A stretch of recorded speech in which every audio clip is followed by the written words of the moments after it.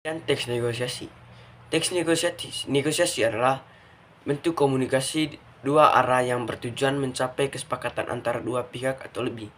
Biasanya berkaitan dengan kepentingan yang berbeda, seperti harga, syarat kerjasama, atau pembelian barang atau jasa. Surat penawaran. Surat penawaran adalah surat resmi dari satu pihak atau penjual kepada pihak lain atau pembeli untuk menawarkan barang, jasa, atau kerjasama.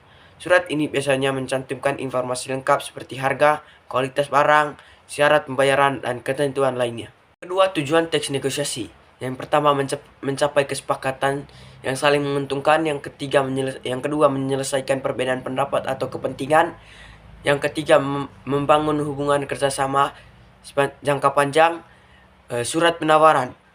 Tujuan surat penawaran yang pertama memberikan informasi tentang barang atau jasa yang ditawarkan. Yang kedua mengajak calon pembeli atau mitra untuk membeli atau kerjasama.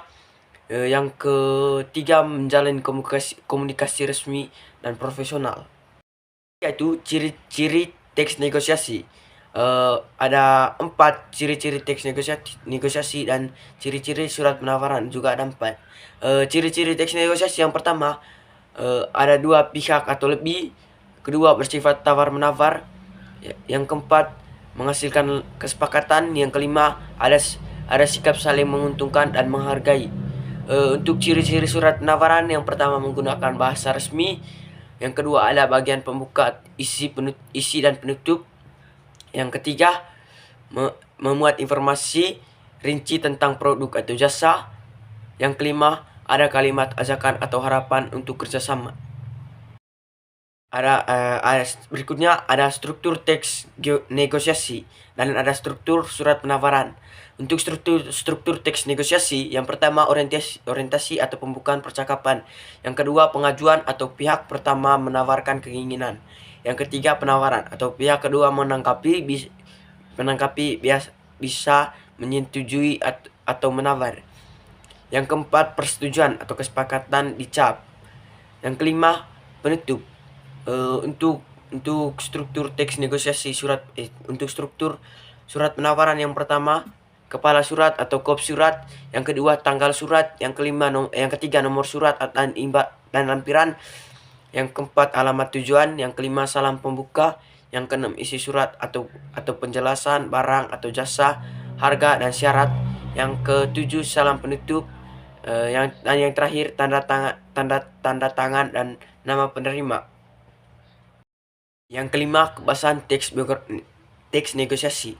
Yang pertama kalimat persuasif, yang kedua kalimat efektif dan jelas, yang kelima menggunakan bahasa sopan dan santun, yang keenam ada ungkapan persetujuan atau penolakan secara halus, yang ketujuh surat penawaran, yang kedelapan bahasa formal dan baku, yang kesembilan menggunakan istilah bisnis, yang keenam kalimat ajakan atau penawaran, yang ke-10 kalimat ajakan atau penawaran, yang ke-11 jelas, ringkas, dan tidak bertele-tele. Yang keenam, langkah menulis teks negosiasi. Yang pertama, tentukan topik atau masalah yang dinegosiasikan. Yang kedua, tentukan tujuan dari negosiasi. Yang ketiga, siapkan argumen yang logis dan kuat. Yang keempat, susun dialog yang bersifat tawar-menawar. Yang kelima, akhiri dengan kesepakatan dan penutup yang sopan. Surat penawaran.